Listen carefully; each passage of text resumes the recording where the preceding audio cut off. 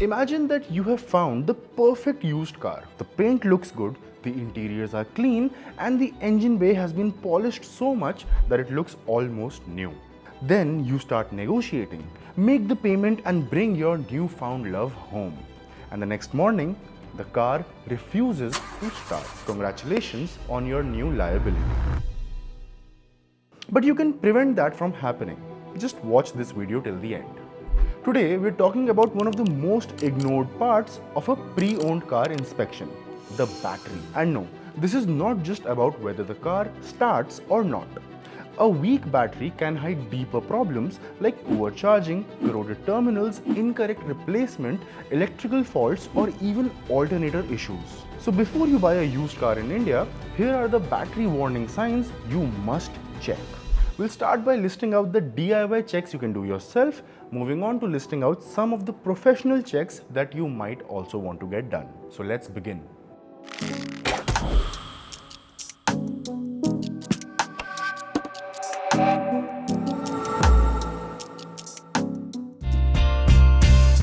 Start with the most basic test. Does the car crank properly? Because it is the very first sign. How the car starts. When you crank the engine, it should start confidently, not like it's waking up after a long weekend in Goa. A healthy battery should spin the starter motor quickly and smoothly. And you must look out for signs like slow cranking, repeated clicking noise, one single click and then nothing, interior lights dimming heavily during the start, and the car starting only after multiple attempts. If the starter motor goes click click click, that is usually a sign that the battery does not have enough power to turn the engine. But you shouldn't blindly assume that this is just the battery's fault. It could also mean loose terminals, corroded cables, bad grounding, or a starter motor issue. So treat slow cranking as a warning sign, not as a final diagnosis. Next, you must look at the dashboard. When you turn the ignition on, the battery warning light will usually come on. That is completely fine. But once the engine starts, that light should go off. If the battery light stays on after the engine is running, that is an issue. Now once again, that light does not always mean that it's a battery issue. It could also relate to charging issues.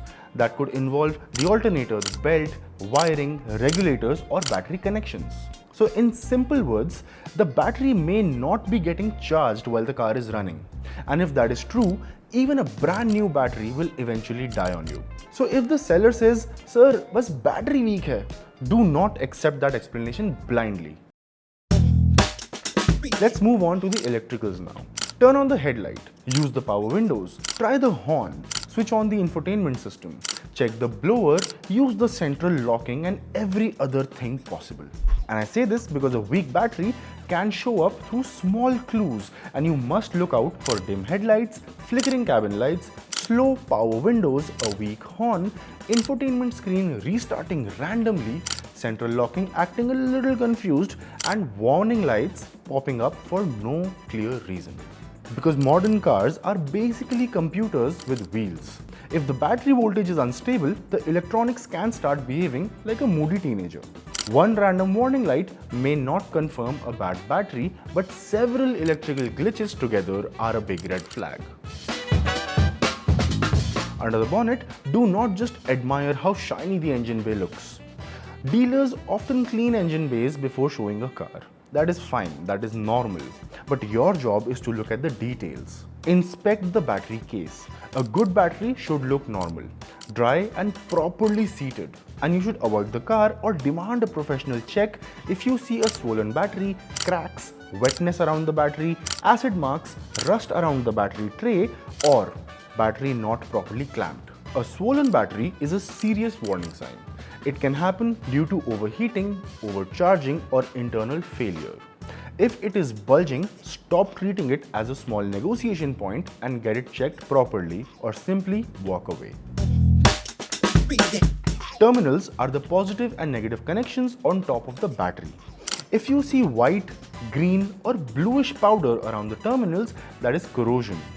A little bit of corrosion can happen over time, but heavy corrosion means trouble and can cause hard starting, weak electrical supply, random electrical issues, battery not charging properly, and a complete no start condition.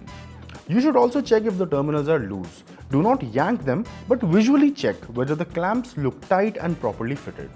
Because loose terminals can mimic a dead battery. The car may work 1 minute and refuse to start the next. Now the next test is pretty simple. If you smell something like rotten eggs near the battery, that is a serious red flag. Once again, that smell can indicate battery overcharging or gas leakage.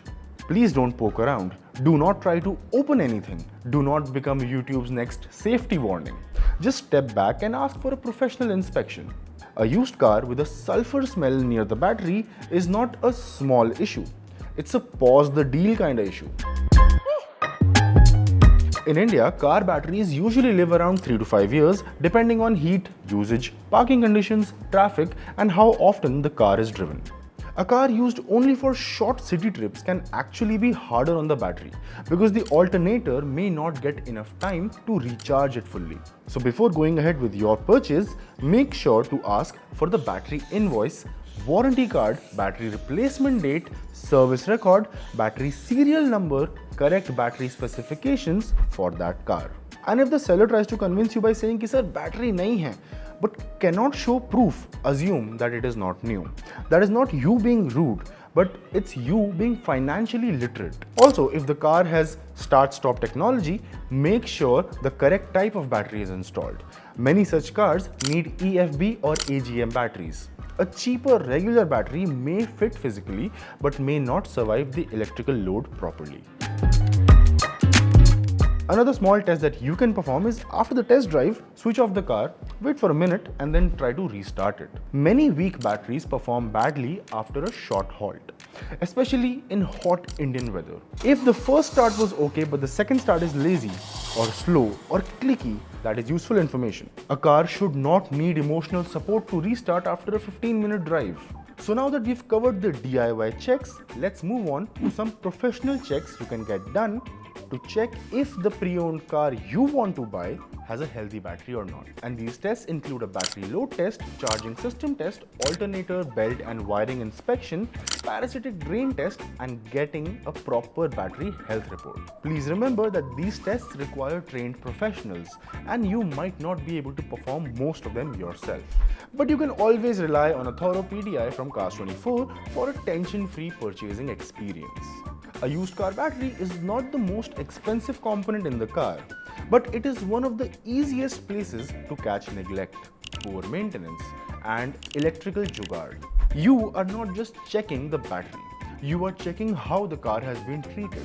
Because a seller who ignores a dying battery may also have ignored tires, fluid, wiring, service intervals, and half of the owner's manual. So before you buy, open the bonnet, check the basics, ask for proof, and when in doubt, get a professional test done.